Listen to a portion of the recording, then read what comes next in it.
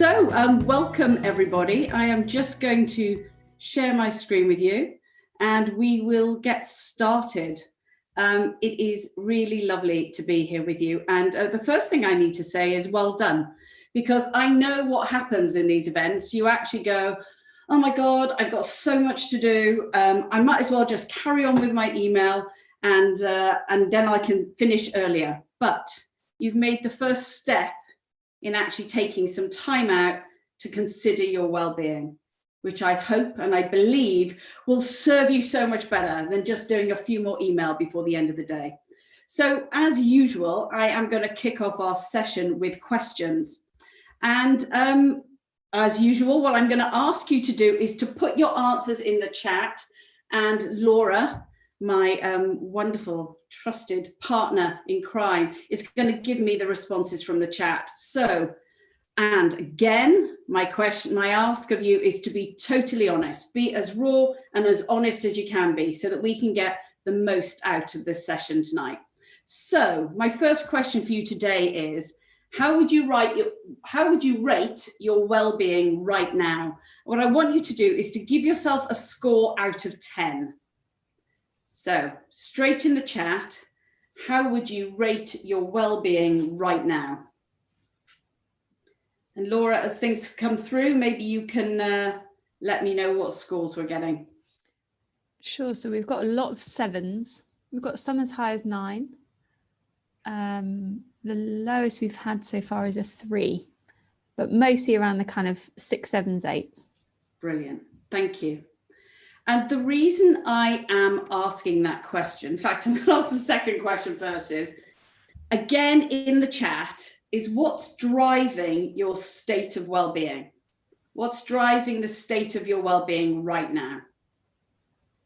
Again, pop it in the chat.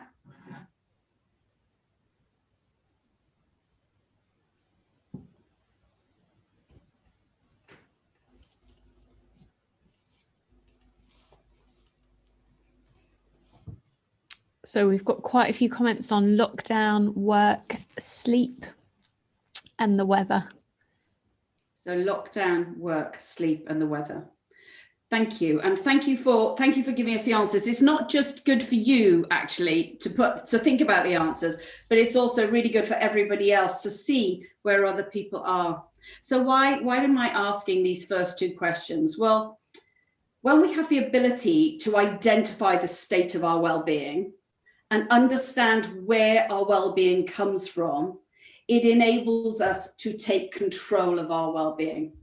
Because so often it feels like our well-being is determined by things outside of us. But what we're going to look at this evening is how we have far more control over it than we actually think we do. So what is it we're actually going to cover today? Well, we are going to cover 3 key things. The first is, what actually is our well-being? The second, the 3 secrets of well-being. And finally, why does it all matter? And my aim really is to go deeply into well-being. This isn't about tips and techniques. This isn't about have more sleep, drink less wine, spend less time on social media. This is about actually understanding the nature of well-being and what we can do about it. So before I do that, I have something quite exciting to share with you. And it is the fact that at the end of this session, we're going Willy Wonka on you. We are going to draw 2 golden tickets. This is something we used to always do when we had face-to-face events in London. And Andy, one of our brilliant team members, said to us, why aren't we giving people golden tickets? So here they are again. We are going to draw 2 golden tickets at the end of this session. Both golden tickets will buy somebody a fully funded place on our Life Leader program. We're going to draw 1 for education and schools, and we're going to draw 1 for corporate organizations. So if you're here at the end, you will get a chance to win a fully funded place on the Life Leader program.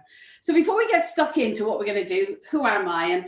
And obviously I need to let you know why I'm here talking to you. And it's quite a personal story for me, actually, because I spent 25 years of my career working with senior leaders across the world, actually, and with about 50% of the FTSE 100 over a long period of time. And my work really was helping them lead better organizations, become better leaders, but also lead healthier, better lives. And while I was doing that work, I learned something that changed my life. I learned that there are a set of skills and knowledge that, when mastered, make a game-changing difference, not just to the kind of leader you become, but to the kind of life that you end up living.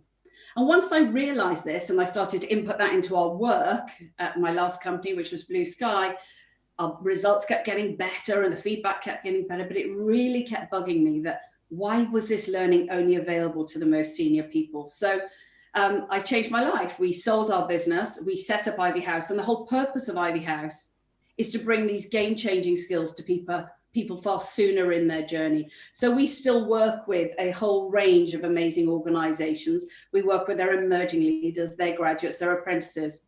And we also, and this is really so passionate to my heart, we work with a whole range of schools, from leading independent schools through to incredible state-run schools that are working in some of the most deprived areas of the country. And in fact, we've been enabled to do that. And I need to give a shout out to the NatWest group here, because I get emotional when I say it, but they have allowed us to work with some incredible schools that would never normally get access to this kind of learning. So if you're here, NatWest, again, thank you. God, I'm crying already. That's not good, is it?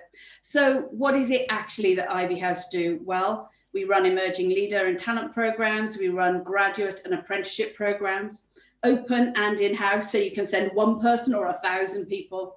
And we also run the Ivy House Award for schools, which applies to year 11, year 12, 13. And it brings this game-changing learning into schools. It's delivered by passionate, open teachers. This year, also again supported by the NatWest Group, we're going to be launching the Future Leaders of the Year Award for schools all over the country, so that people from whatever background they come from can demonstrate their self-leadership and their leadership capability.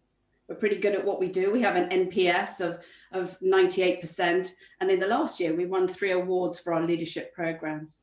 So what are these skills that I'm talking about? Well, here they are. We call them the Ivy House 7. And today I could spend a week talking to you about these, and clearly we don't have a week. So today we're going to be talking about proactive well-being. So let's start with what it actually is.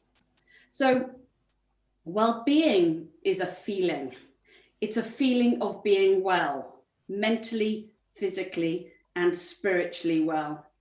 It brings us certainty that no matter what happens, we're going to be okay. So it's an inner peacefulness. It's a feeling, a sense of peace, strength, resilience, and stability.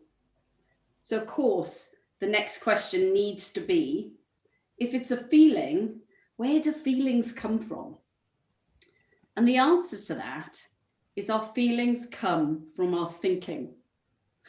So if we're going to really understand the nature of well-being, we actually need to understand the nature of thought. For example, when the 3rd lockdown was announced, when we listened to Boris on the telly and we know we're going to a 3rd lockdown, I think most of us knew before it actually happened, but we had a whole load of thinking fly into our heads. And it crowds our heads so often. But the reality is about thinking is that we get a choice over which thoughts we hang out with. So if we're going to understand the nature of our well-being, we need to understand the nature of thought. So let's do that for a moment. The first thing we need to recognize is that life is just a series of events. So today it was raining in Surrey. So when I came into the office to do this talk, I got caught in the rain. I don't know if you can tell from my hair, but that's what happened. So it's an event. It's raining, the bus is late, the school gets shut down, I get furloughed, my partner gets furloughed, we all get put into lockdown, my mum is being a right pain in the neck, whatever it is, one event after the other. Most of which we have very little control over. But the brilliant news is the one thing we get to control is how we respond to every single event. So school closing, I have to stay at home and I have to look at screens, or we have to work at home with kids while we're homeschooling, and dealing with my partner. My husband has never been so home as much ever. I mean, literally is at home every single day now. So we're having to deal with these events one after the other, but we get to choose how we respond. So for example, I might wake up and I have an exam. I get a choice whether or not I can work myself up into a state or not. Now, what's interesting when we talk about this is I think people either love or hate this bit of information, because what they realize is that they actually have some say in how they're feeling. They realize that the event is coming and they get to choose. There's a space where they get to choose how they respond. So some people go, oh my God, that's amazing news. I mean, seriously, I get a choice over how I'm feeling. And they also go, oh my God, seriously, I get a choice over how I'm feeling. So to bring this to life, what I want to do is ask you to close your eyes. This is a bit of Ivy House thing. If you've never been on one of our talks before, you're going to get used to this. So get comfortable, make sure you have a seat, a back, and that you've got both feet on the floor. And I want you to take a really deep breath in. And the easiest way to do this is to put your hands on your belly. Take a deep breath in and fill up your belly like it's a football. Just fill yourself with air. So breathe in and breathe out. Let the football go down again. Breathe in and breathe out. Now, what I want you to start to notice, keep your eyes closed, is the thinking that is going on in your head. So it might sound like something like this. Oh my God, this is weird. I didn't come on this call to, feel my tummy. Or you might be going, oh God, I forgot to send that email. Or how long is this going to go on for? So just notice the thinking. I'm going to shut up for a minute so you can actually do that. Okay. Open your eyes. Now, some of you will have noticed the thoughts coming in and out of your head. Others will be going, I didn't notice any thinking. And it's that voice, the voice that goes, I don't know what she's going on about. I can't notice any thoughts. That is your thinking. You are the person that can see your thinking. Now, what's interesting about thought is that science tells us that we have anywhere between 12,000 to 60,000 thoughts a day. Most of them, they don't even touch the size, and they fly in, they fly out, and so many of them are contradictory. You might be, oh my God, I hate him, or oh my God, I really fancy him, or I really like him. Whatever it is, they're flying in, they're flying out. But what makes them important is whether or not we focus on them. So if you choose to focus on the thought, I'm never going to get through a third lockdown, I just can't cope with it, this is going to be a nightmare, and turn yourself into a thought spiral, that will produce a certain set of feelings. If, on the other hand, you choose to focus on the thought of, I can do this, I'm strong, I'm calm, I'm peaceful, I'm resilient, you will create a whole different set of feelings. So before we move on, I have another question for you. And again, I would really, really like you to put the answer to this in the chat. I would like you to give me the percentage of time that you focus on strengthening thoughts in a day. What percentage of your day do you think you are holding on to thoughts that strengthen you rather than weaken you? Just give me some percentages.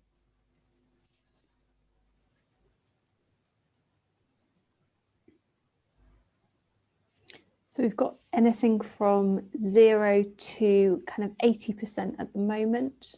Most kind of midway, so kind of 50s to 70s. Quite a few 5% coming through. Okay. I did this talk earlier today and I got a 13.5%, obviously from a mathematician. So we're getting some quite extreme. Is that right, Laura? We're going from 0 to 80%. Yeah. Yeah. So guys, grab your pen and paper for a moment and just ask yourself, write down just a few notes for yourself. What difference would it make to you if you focused your thinking energy on thoughts that strengthened you rather than weakened you? What difference would it make? Just write it down for yourself.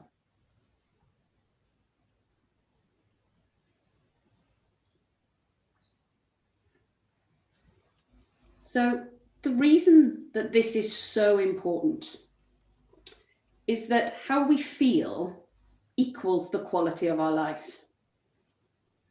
So I always talk about, and I'm sure we have a lot of Ivy House alumni on here, and welcome as always, but I always talk, and they will have heard me talk about this, which is why I'm saying that, you know, there's a mountain. Bill lives on one side in a tent, and Ben lives on the other side in a tent.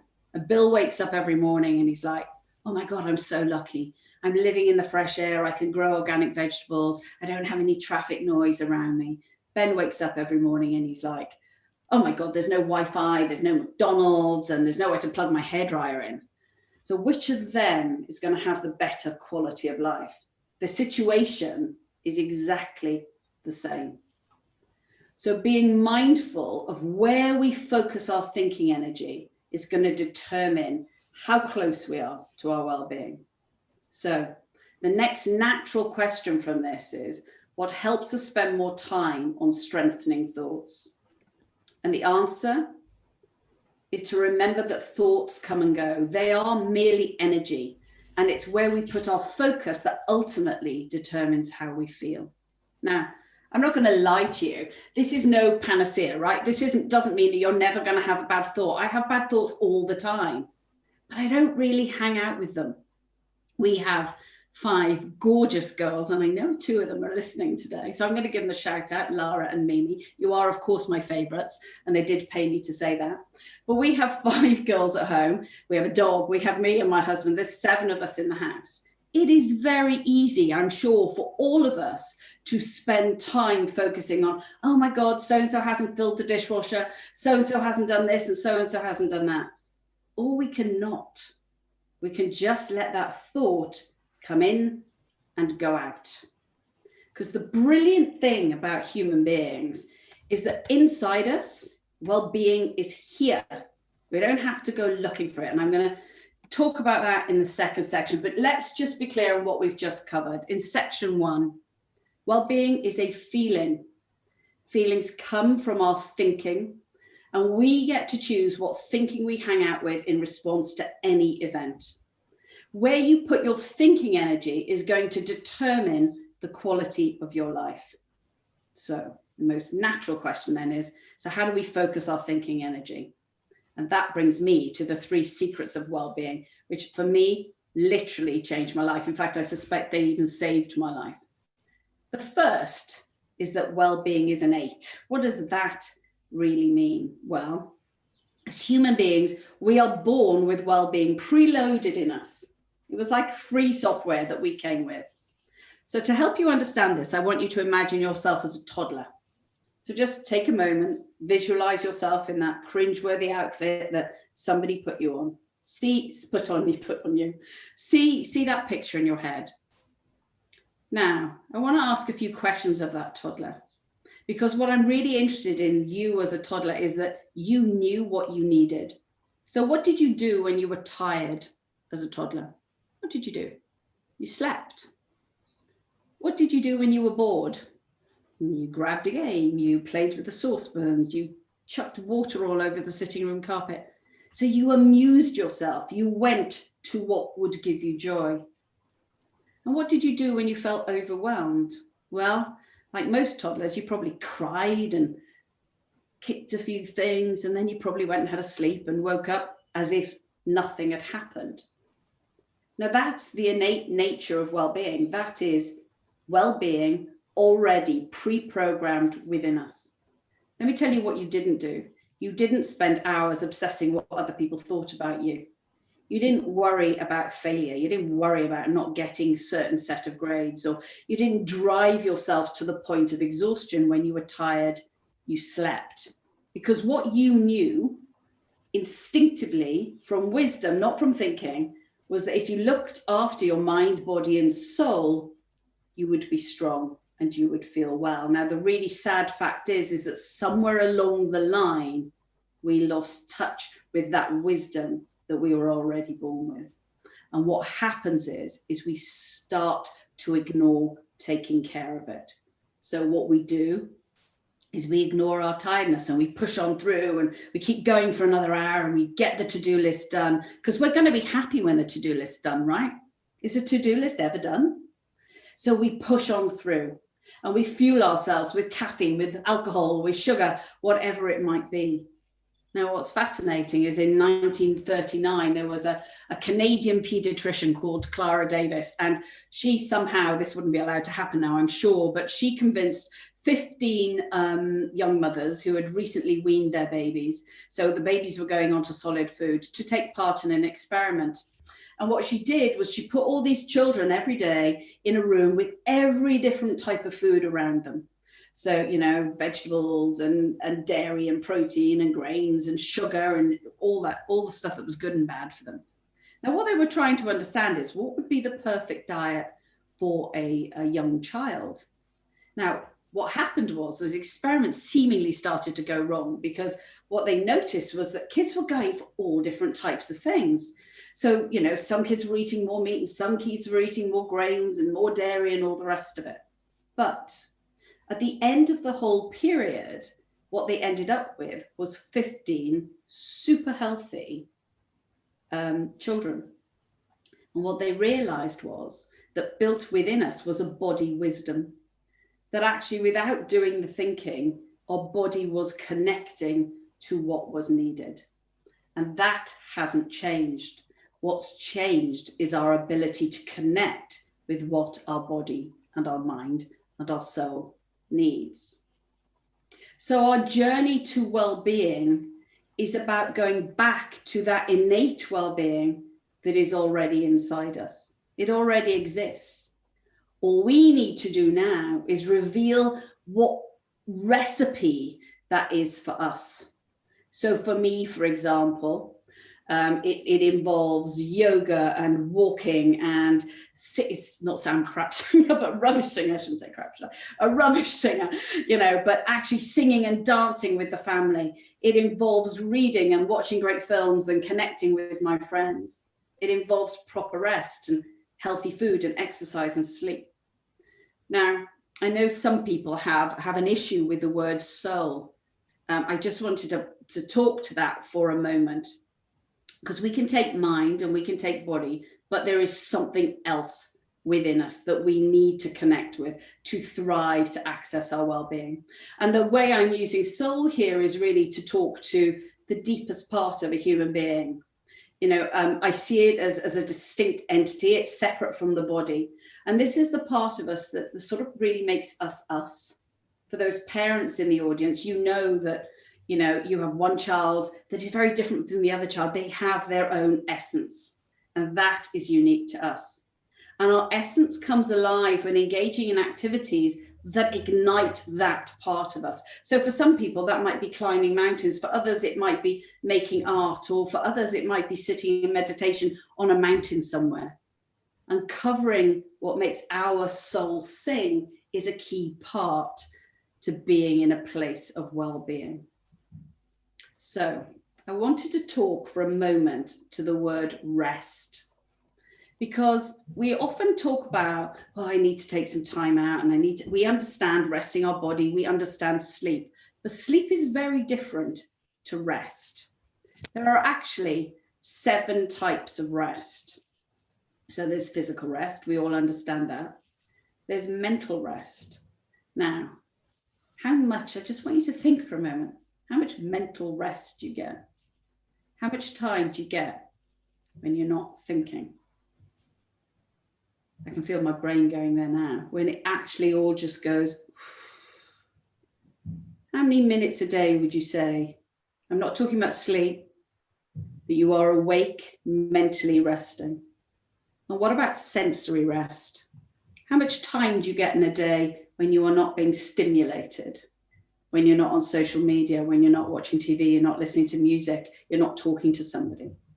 How much time do you get without stimulation? One of the things we do on our programs is we challenge everybody one evening of the program to go out and take some time when they are not being stimulated. And it's really interesting when we just ask the question, the kind of reactions we get. I mean, some people literally go, I just couldn't do it. I couldn't do it. So if we want to look after our well-being, we're going to need to become aware of resting ourselves. There's creative rest, actually getting away from the laptop and the writing and the thinking and painting or dancing or doing something. What that does is it creates a shift in our brain. We move on to new neural pathways, and it allows those intellectual knowledge-based neural pathways to calm down. Emotional rest. Certainly if we're parents or we play a pivotal role in our family, we absolutely know, and our friendships, I mean, crikey, how many young people right now are supporting their friends in terms of emotional support? Sometimes we just need a break from all of that. There's social rest. I suspect most of us have had a bit too much social rest. And there's spiritual rest, which is really much more of a spiritual recharging, of spending time doing those things that I just talked about that make your soul sing. So I want you to again be courageously honest. And what I'd love you to do is to take a moment to think about mind, body, and soul. If you were to give yourself a score out of 10, I want you to put them in the chat. M4, B9, soul, S3. Just let us know where you think you are right now in terms of mind, body, and soul wellness.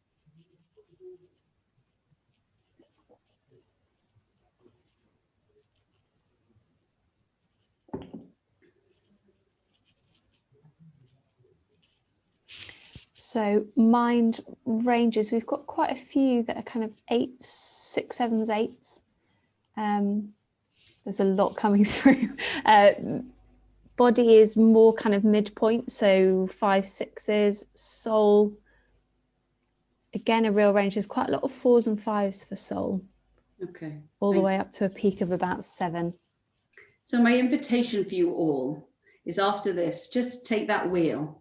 Just really spend some time understanding what makes up your wheel and how you can bring that into your life now. So that's our first secret of well-being. It's innate, it's built within us. Our journey to it is to go back to what makes it work for us.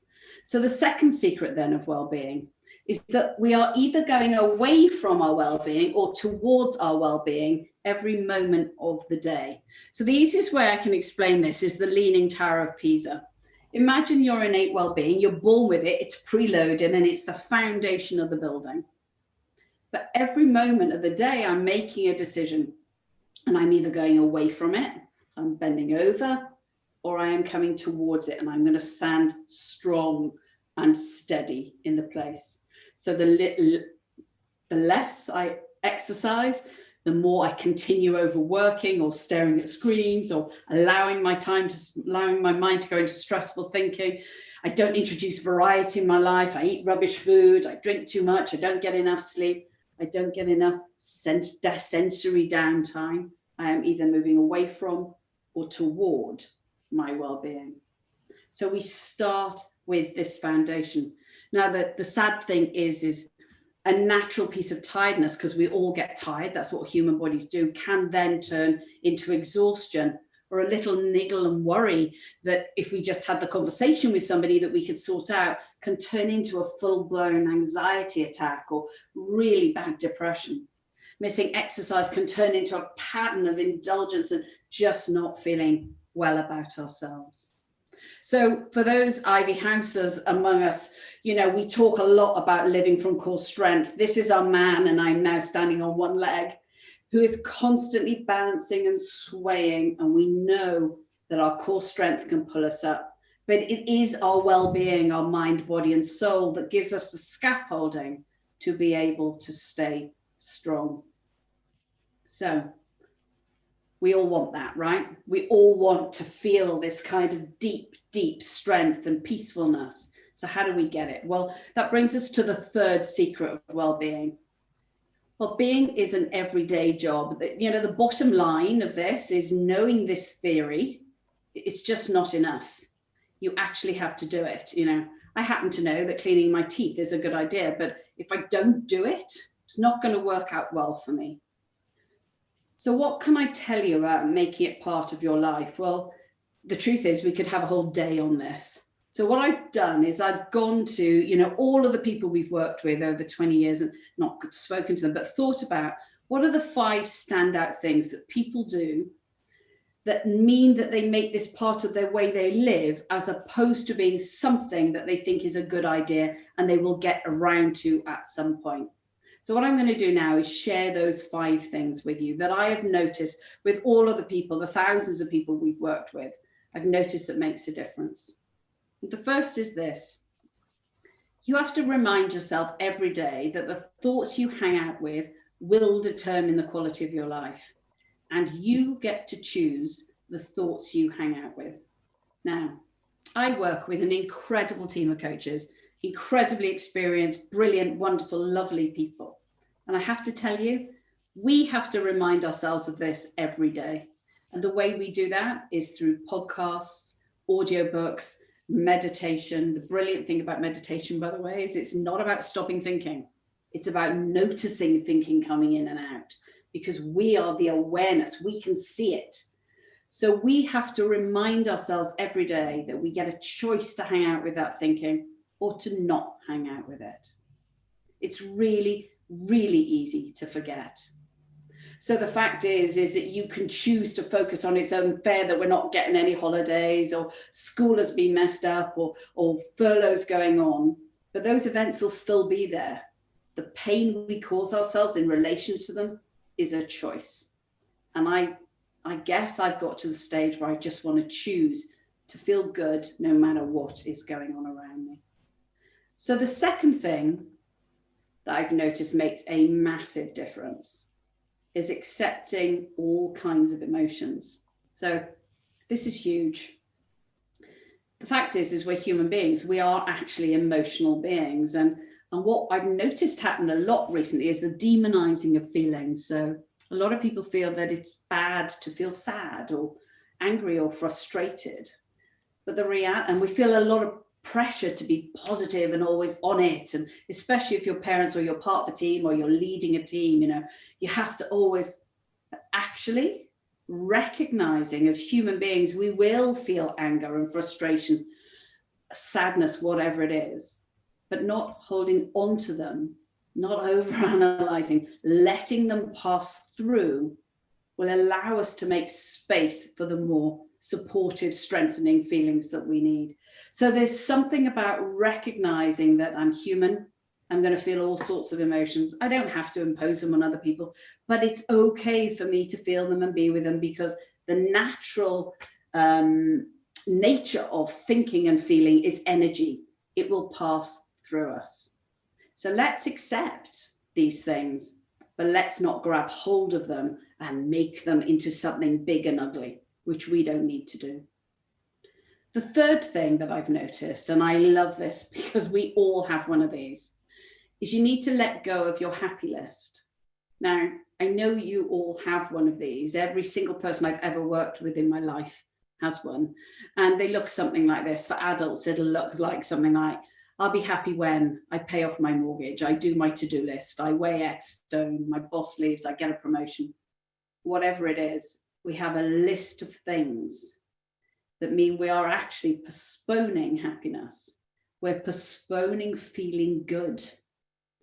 And when do we ever get through the to-do list? And I don't know about you, but I've often fixated on certain things happening or coming into my life, and I feel my life will change. I'll feel happy when that happens. But the reality is that happiness is short-lived. The minute we let go of our happy list and we recognize that happiness is in here, we can actually feel it no matter what is going on around us. So what we need to do is let go of those lists that postpone happiness and put conditions on our happiness. And we need to replace it with what I call a love list. So this is my love list from before lockdown. What are the things that feed my soul? Traveling, swimming in the sea. It's not on here, but being in a restaurant by the beach with a glass of wine and a plate of fresh fish in front of me. Watching my daughter play lax, watching Lara play lax. I can't do that anymore.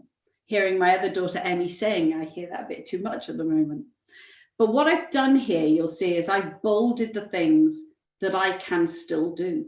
I can still hear my daughter sing. I can have great meals with my family. I can do my yoga. I can walk my dog. In fact, I can walk my dog more than I've ever walked my dog.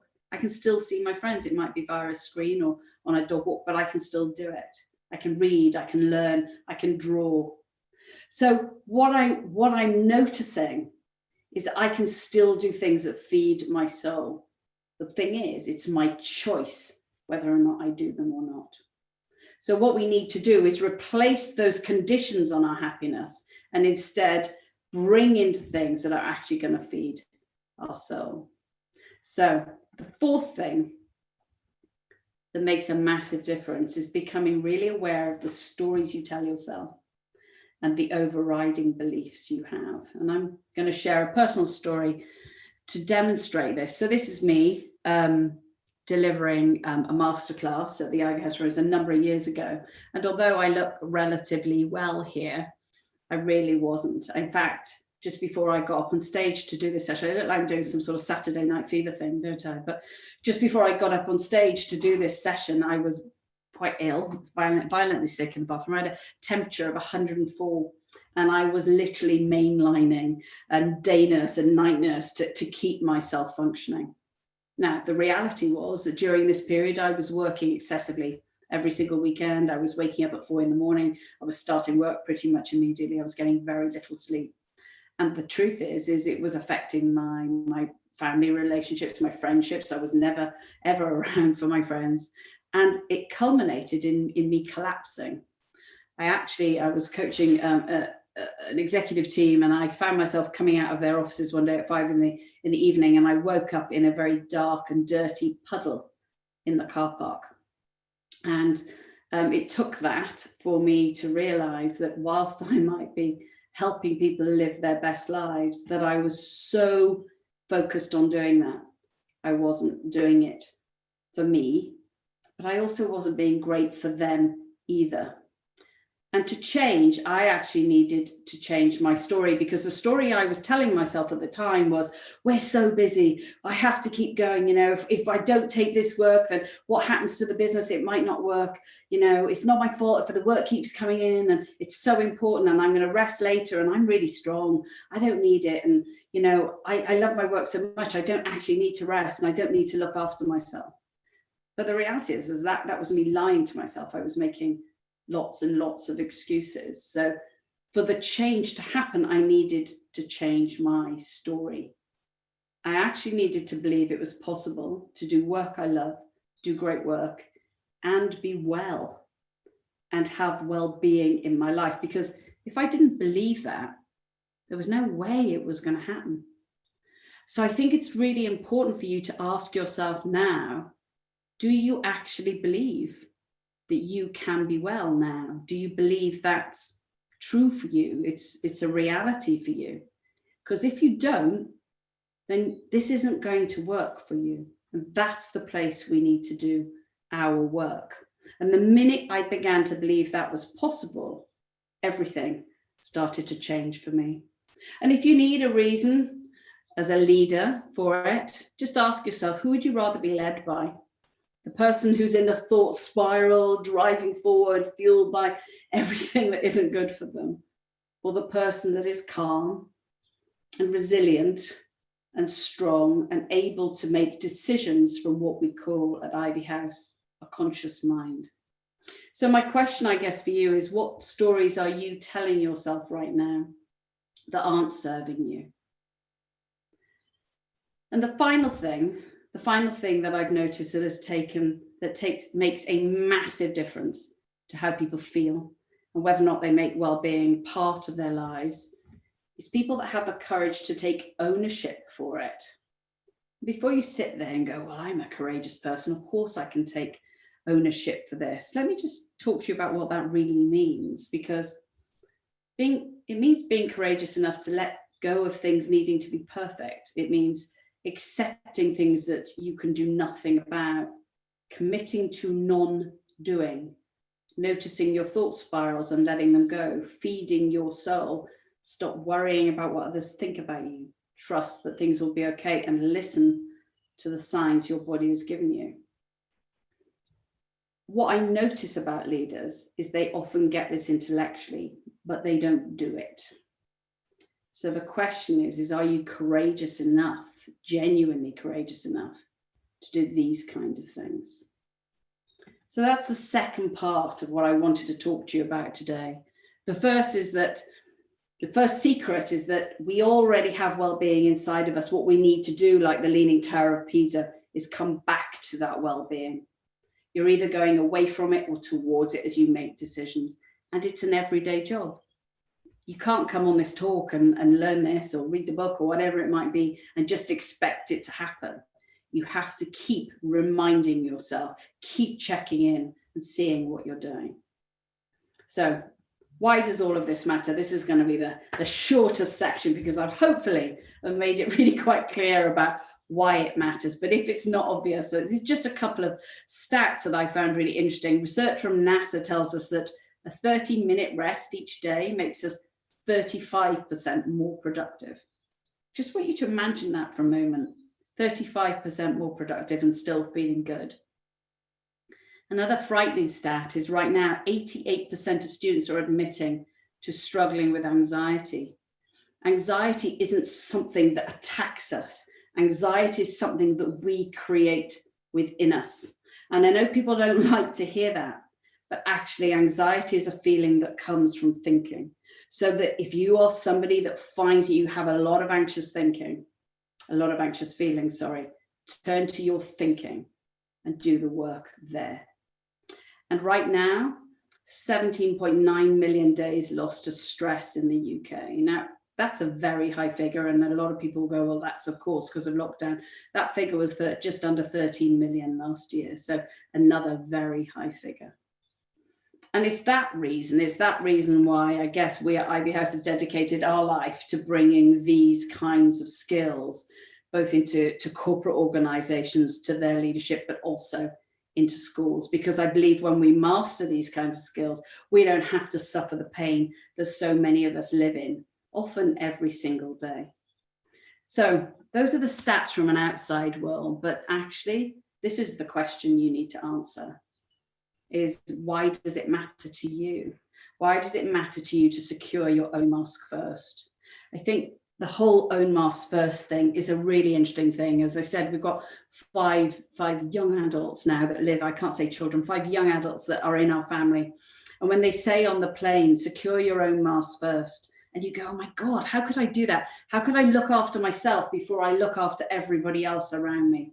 But of course, in our case, I might realize, well, I'll just ignore my mask and I'll deal with kid number 1 and then I'll deal with kid number 2. But actually by kid number 3, I'm not going to feel so good. Now, that's the same if you're a leader, a family member. You might be a 17-year-old in your family. Are you looking after your own well-being? Are you showing up to your family in the best possible way so that you can actually contribute rather than take away from the energy in the family? So the final question, I guess, for today is, do you have the courage to do it? Do you have the courage to say no? Do you have the courage to say, actually, I'm going to rest? Or actually, no, I'm going to go to an art class. Yes, I don't know. I cannot be certain of the future. And therefore, I'm going to be accepting that I cannot be certain of the future, because worrying about it, it doesn't achieve anything. So do you have the courage to take ownership for your well-being? If you want to learn more about everything I've been talking about tonight, you can listen to our podcast called Extraordinary Unplugged, which are some really deep coaching sessions. And you can also read the book, which is called Extraordinary: How to Live a Bigger, Braver, More Meaningful Life. And now is my Willy Wonka moment. I actually get to draw out, or in fact, I'm not even going to do it. So I'm going to end this show. I'm going to end my slides and come back to you guys. And I'm going to say, Laura, do we have some names for our winners? We do. My very glamorous assistant has sent them to me. So we've got 2 winners. I've got Jenny Carter, who is our corporate winner. Jenny, I don't know if you're on. If you are, you can give us a little Jenny, wave. do you want to make yourself known to us, Jenny? Put your mic on. Say hello if you're here. Is Jenny gone? If Jenny's gone, we should draw another one. I'm harsh. Really harsh. We'll give Jenny a minute. Give Jenny a moment. Someone's going, Jenny, get back on this call. Our school winner is Julia Card. Julia, Are you here?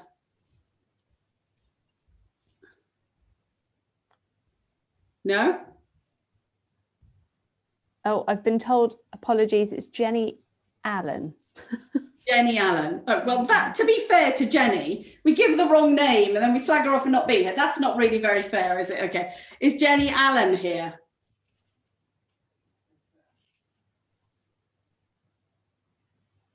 Anyone? Redraw. I think we need to redraw. Ah. Oh, we're all muted. We're all muted. Oh, okay. Jenny Allen is here. Jenny is here. Yeah. Jenny, show yourself to me. Hello, I'm here. You're here. Congratulations. That's wonderful. Thank you. You have won a place. All you need to do, Jenny, is email laura@ivyhouse.co.uk and we will sort out that place for you. And the other so thank you, Mark, for letting us know that you're all muted. I'm going to take some questions. So please, guys, if you have questions, please just put your hand up. Laura will let us know who has questions. And I'd love to see you and actually talk to you. It's so much nicer to do that if possible. And okay, this is Julia Card. I couldn't unmute, but yes, I'm here. Thank you very much. Brilliant, Julia. Congratulations. So any questions? Please put hands up if we have any questions. Joe Nash, I think. Are you on this, Laura? So we have a question from... We've got a few people saying they've got questions. If you want to type your questions in the chat. Oh, no, they can just come in and ask. That's fine. They can come in and ask. I prefer to talk to people. Hang on. So we have Sheila has said she's got a question. Sheila, do you want to pop your camera on so I can see you? Okay, just need 1 second to unmute people. Okay.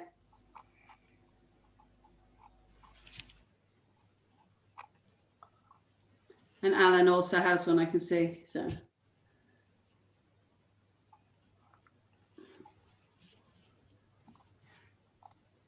Have I made it difficult by saying people should talk to me?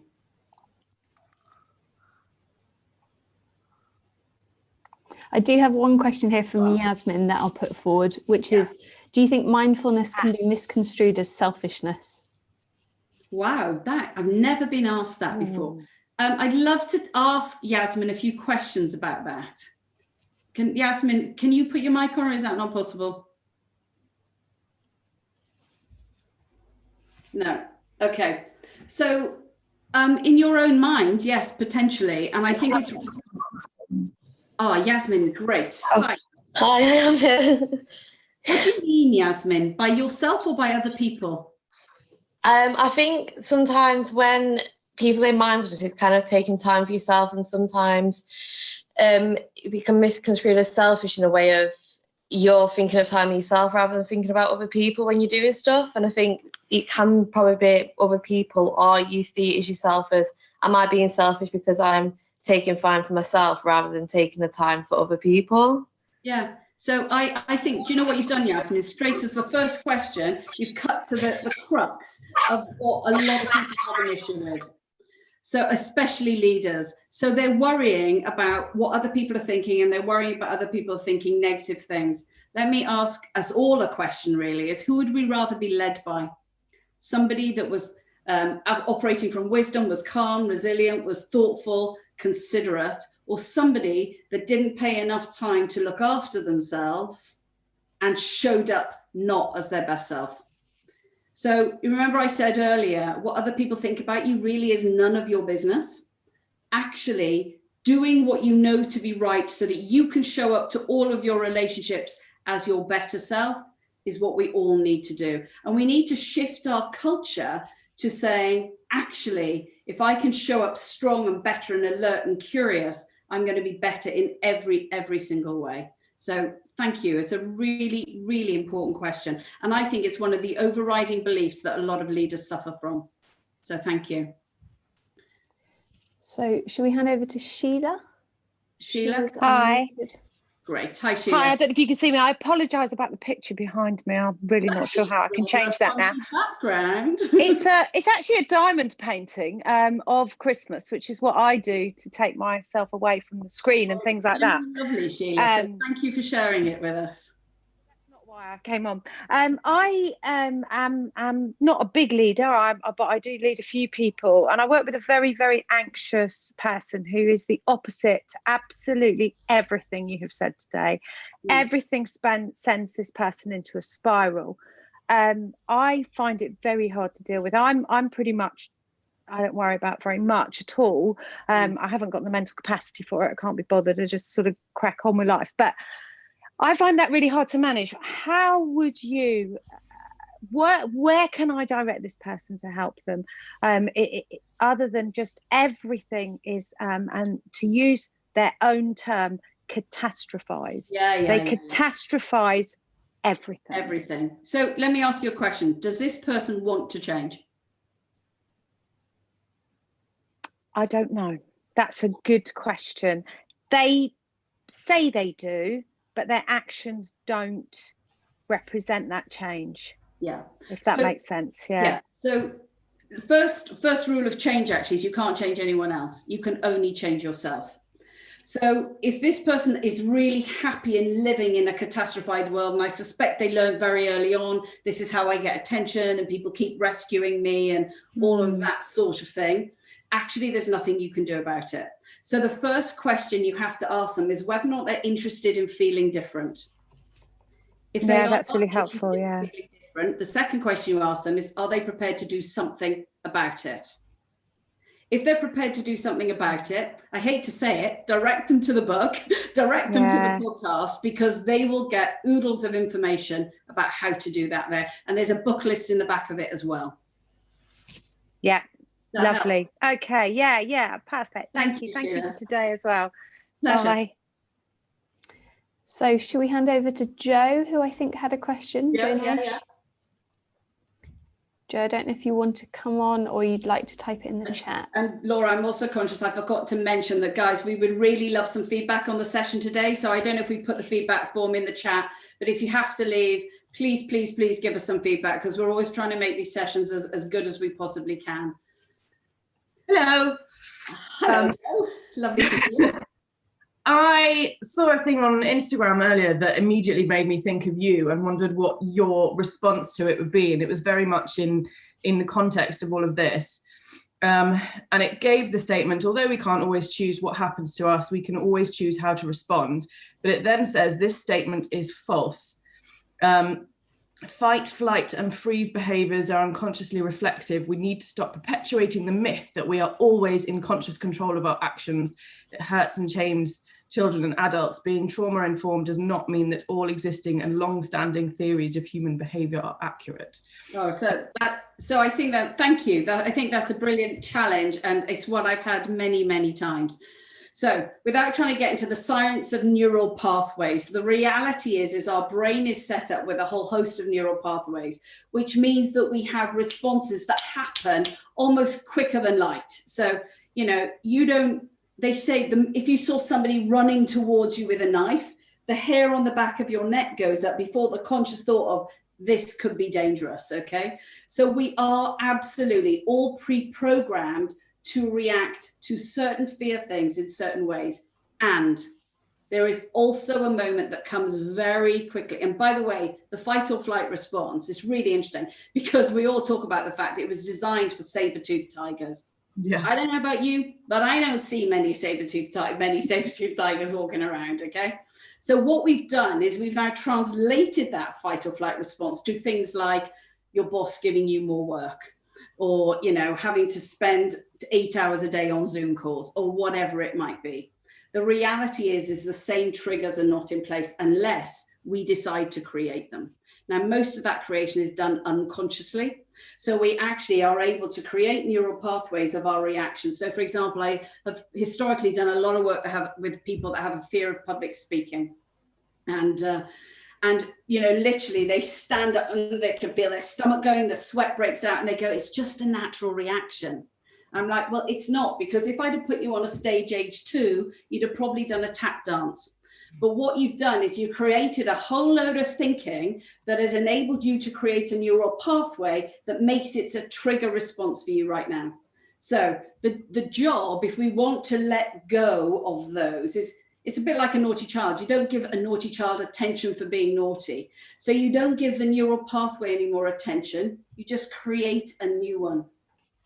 So actually, if your historic reaction to getting up on stage has been to sweat and feel sick and all the rest of it, we just actually start to create a neural pathway, which makes it okay. That is about reprogramming our beliefs, which I know you know all about, and actually spending time creating and practicing. And sometimes that's difficult, but So if we get at it, the teenager that, if you were to say, do you actually believe you can be well, which is one of the questions you said you need to ask earlier, to the teenager that would say, no, I don't believe it, what would you say?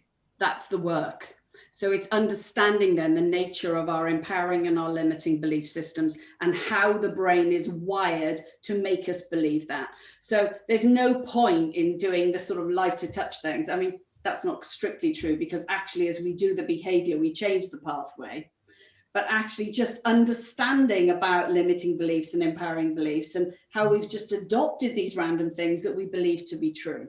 So I would say start there, go to the work there. Start at the beginning. Yeah. Okay, thank you. Great questions. Thank you, Jo. Great.